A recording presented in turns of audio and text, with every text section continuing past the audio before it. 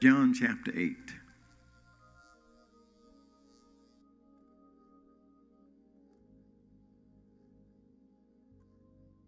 John chapter 8, beginning with verse 1.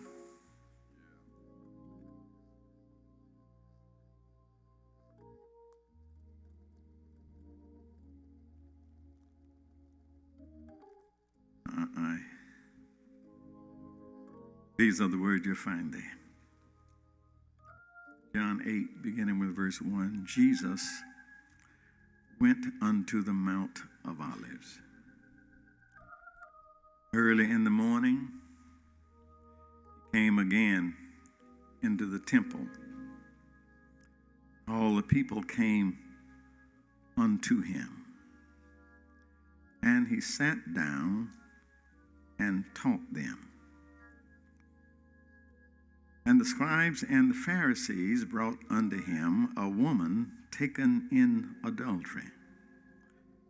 And when they had set her in the midst, they say unto him, Master, this woman was taken in adultery in the very act. Now Moses in the law commanded us that such should be stoned. But what sayest thou?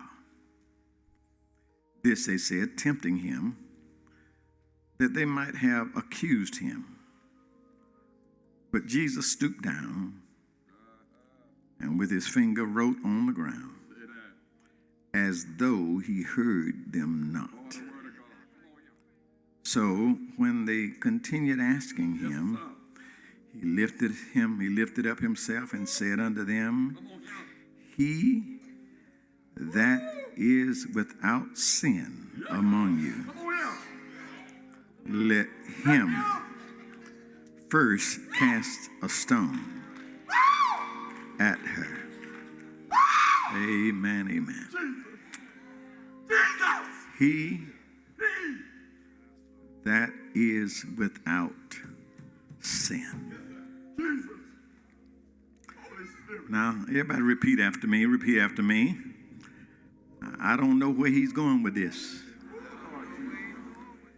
but he ain't talking about me today.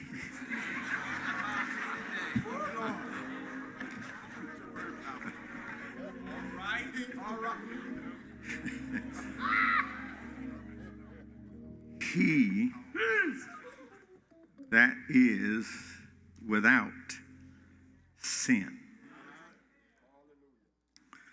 As a matter of fact, all of us here in the sound of my voice, we are arrested by this subject because all of us here, everybody in the sound of my voice, we are walking and breathing testimonies of Revelations 3:23. All have sinned and come short of the glory of God.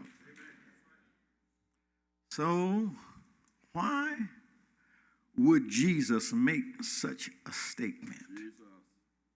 He that is without sin. If you and I know it, if we know our sinful condition, surely he knows it. Why would he even make a statement like that? He that is without sin. But my brothers and my sisters, I believe that this text is tailored to teach you and I. It's tailored to keep us grounded. Amen. Lest any of us begin to think more highly of ourselves than we ought to think.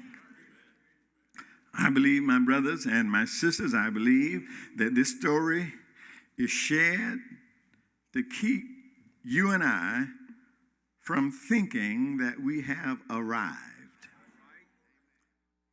I believe that this is tailored to show us that we have not arrived, and so that we won't think that we are somehow better than those who are yet struggling trying to get to where we think we are. Oh, we may be better off, but we are no better than anybody. Are y'all hearing this?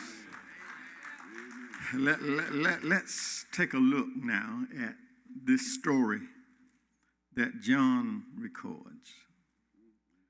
According to the word, it's early in the morning. Jesus shows up in the temple. And as usual, wherever Jesus shows up, a crowd gathers. According to the word, this crowd gathers around him to hear his teaching. Jesus now is in the midst of teaching, right in the midst of doing what he came to do, when a group of Pharisees and scribes, religious folk, he's there in the midst of his teaching session, and these Pharisees and these scribes show up, dragging a woman down the aisle. Y'all hear this now. They interrupt a teaching session just to bring a woman down the aisle. And listen to what they said to Jesus. They said, Jesus, let me just throw this in. You sort of wonder why they wasn't in study. But anyway, that's another sermon. But they say, Jesus, Master, Master, this woman was caught in the very act of adultery. Now, you put on your thinking cap. You sort of know now that something is up. You sort of know that something is up because the charge is adultery, but they only bring one suspect. What's up with that? Charge is adultery, but they only bring one. Y'all hear me? You don't have to be Jesus to figure that out. Some things you can't do by yourself. They bring. You know something is up because they just bring one suspect.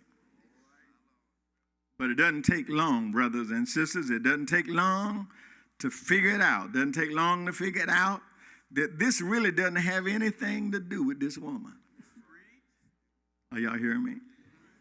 You figured out that this really ain't got nothing to do with this woman. It really ain't got nothing to do with the act. What they're doing is there's an attempt to trap Jesus. Listen to him in verse 5. Listen to him in verse 5 now. They said, now Jesus, Moses in the law says that anybody caught doing this ought to be stoned. Moses said that such should be stoned.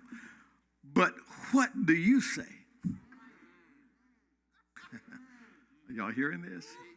We know the Bible. We've been reading the Bible, and we know what Moses says, that she should be stoned.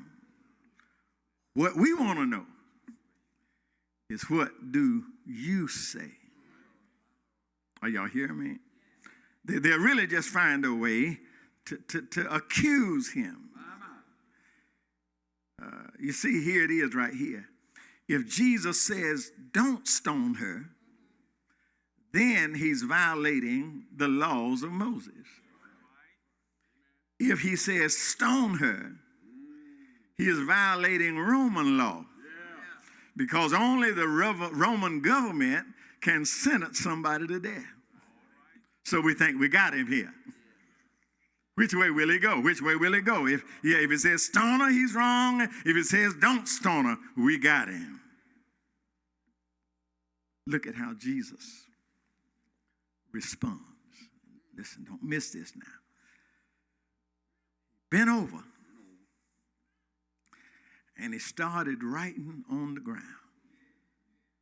Just started writing on the ground.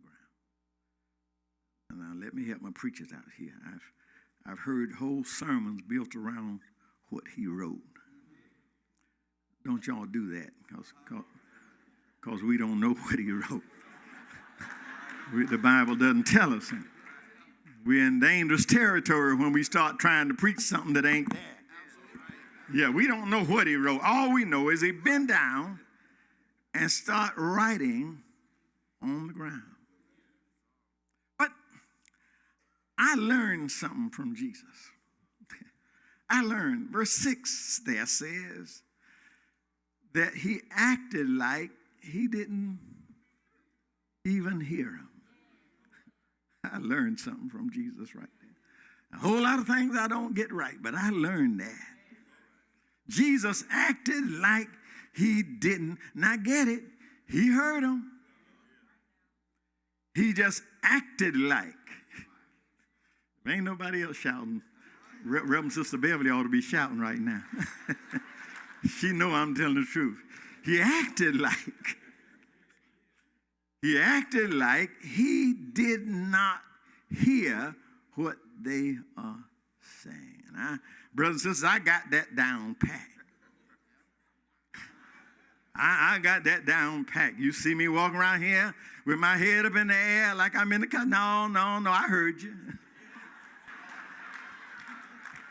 Y'all ain't hearing me. Y'all ain't hearing me. Yeah. And I've yet to wonder. I ain't figured out yet why it is that we feel a need to have a rapid response to everything. Why is it that we feel like anything anybody runs to us with, we got to come up with a response, right? Are y'all hearing me? Sometimes the best thing to do is keep your mouth shut and act like. Y'all fellas don't get in trouble now. I'm just talking about me. I'm talking about, yeah. And act like you just didn't hear what they said. And let me help somebody out here. Because it gives me room to help somebody. Because somebody's sitting here right now in the sound of my voice. And you've gone to the Lord. You stated your case. You laid out your petition before him, and you are convinced. You've been waiting on it so long. You are convinced that, that Jesus did not hear you. Been so long, you've been waiting so long, and you've almost convinced yourself that Jesus did not hear you. But the word gives me room to tell you he heard you. Y'all ain't hearing me. Yeah, the word gives me room to tell you he heard you. Sometimes he just acts like.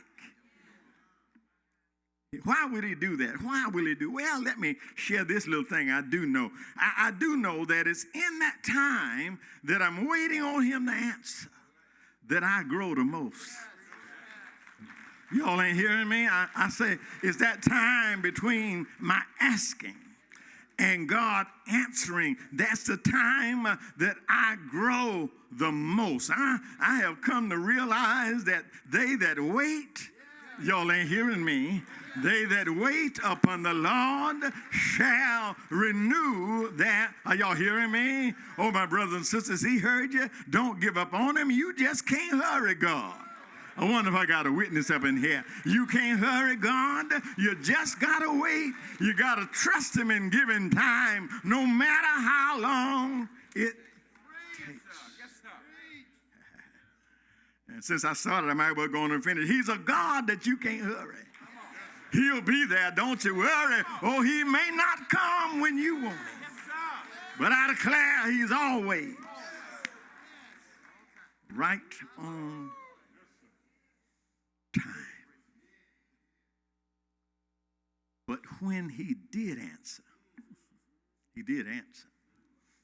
but when he did answer, it was not the answer they were looking for. Look at how Jesus diffuses this situation. The first thing that he did, watch it now, he restates the charges, but he removes the labels. Are y'all hearing this? They call it adultery. He called it what it was, sin. He restates the charges, but he removes the labels. You see, we like labels. Yeah, we like to label stuff. We like to label stuff because when you label stuff, that gives me room to say, I ain't ever done that. Y'all hear? We like to put a label on it because then we can look at somebody else and say, well, I might not be all that, but I ain't ever done that. But Jesus took, he took the label off of it and called it what it really is. He calls it sin. See, but when you remove the label and call it what it is, then you begin to realize that I'm no better than anybody else. Are y'all hearing me? When you remove the label and call it what it is, you realize that I am no better than anybody else because all have sinned and are y'all hearing me? Short of the glory of God. We read that, and I don't know if we really understand the concept of all have sinned and come short. But let me just give you this little illustration. I just shared it with the class the other night. 100-foot tsunami is on the way. And the only place of safety is on top of a 100-foot building. I got a 10-foot ladder. You got an 80-foot ladder. Now, you might make fun of me because my ladder is shorter than yours. You might think you something because I got a 10-foot ladder and you got an 80-foot ladder. But guess what? When the 100-foot tsunami comes, y'all ain't hearing me. Yeah. All of us gonna perish because all of us are too short. All have sinned and come short of the. I'm trying to help somebody here. All have sinned, and it really doesn't matter how short your ladder is, how long yours is. None of them will reach. I know I'm right about it.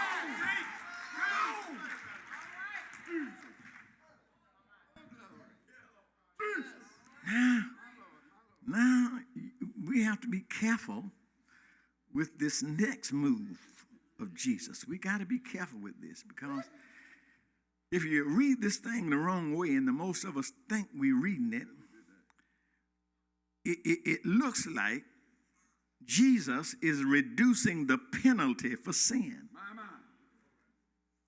You read it wrong. If you read it wrong, you will think that Jesus is taking sin lightly. But I need to assure you this morning, that the wages of sin is still death. And the reason I'm spending time on this, the reason I'm going through this is because it is important. And the reason it is important is because if you can't comprehend the horror of the penalty, you will never comprehend the sweetness of the pardon. That's worth writing down right there. That's worth writing down right there. If you cannot comprehend the horror of the penalty, you will never comprehend how sweet the pardon is. Are y'all hearing me? But I'll show you. Show you what he did. Show you what he did do. Set forth. This is what Jesus does. This is brilliant. What Jesus did do is he set forth some qualifications for the executioners. I'm going to take my time because y'all need to get this. He set forth qualifications for the executioners. Yes, the wages of sin is death. Yes, sin is punishable by death. But it just doesn't seem right for one sinner to execute another sinner for sinning.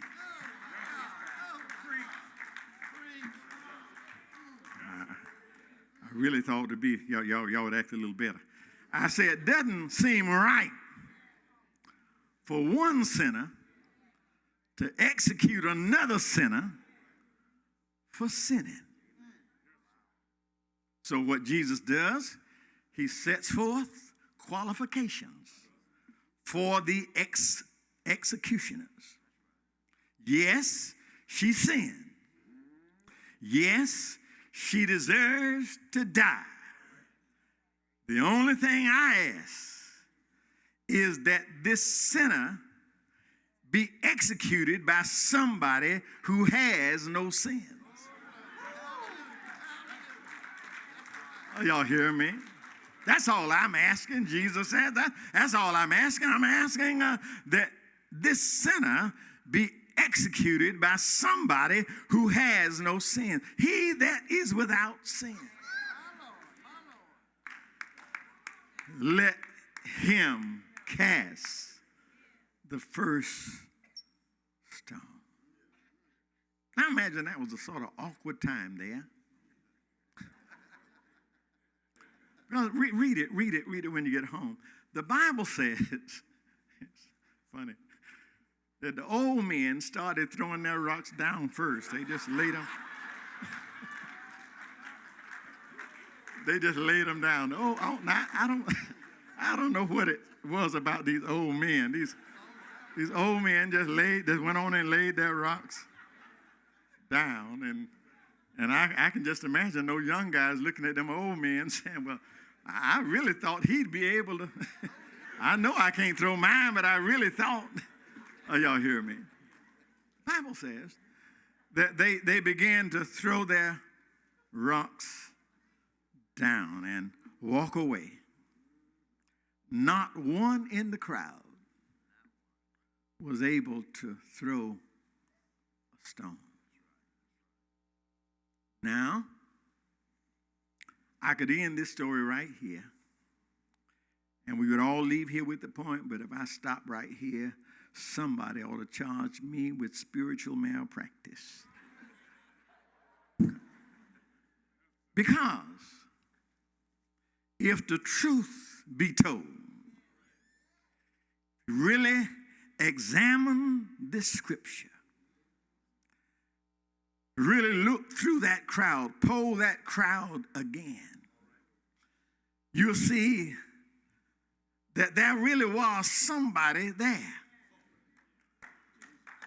that could have thrown a stone. Are y'all hearing me? You take your time and look at it and examine that group. There was in that group one who could have thrown a stone. Are y'all hearing me? There was indeed one there in the crowd who was able to throw. There was somebody there who was without sin. And my brothers and my sisters, here is the essence of the gospel message. And the essence of the gospel message is Jesus could have, but he didn't. Anybody want to shout? That's a good place. That's a good place right there. He could have, but he chose not to. And the reason why was because that would have defeated his whole purpose for coming into the world. You see, John 3:17 says, for God sent, not his own son into the world to condemn the world, but that the world through him might be saved. 2 Corinthians 5:21, for he, God, has made himself, yes, he has made him who knew no sin to be sin for us, that we might be made righteousness of God. Isaiah said it like this: surely he has borne our grief and carried our sorrow. He was wounded for my transgressions. He was bruised for our iniquity. And the chastisement of our peace was upon him. And by his stripes, yes, we are healed.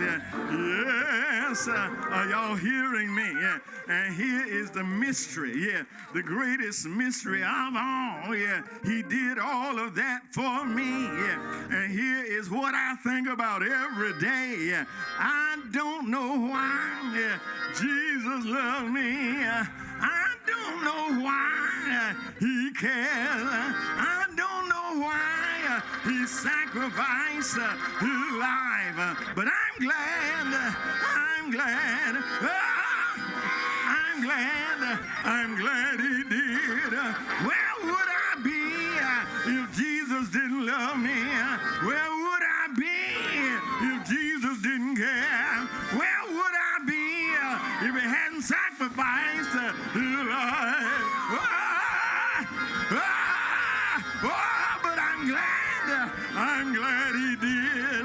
Yeah, yeah. He left his mighty throne in glory to tell us redemption story. Then he came and he died just for you and me. Oh, I'm glad.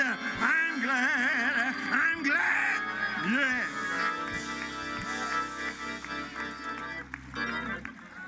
I'm glad that he did. He that is without sin. We all stand convicted, but we all stand blessed because Jesus came for that crowd.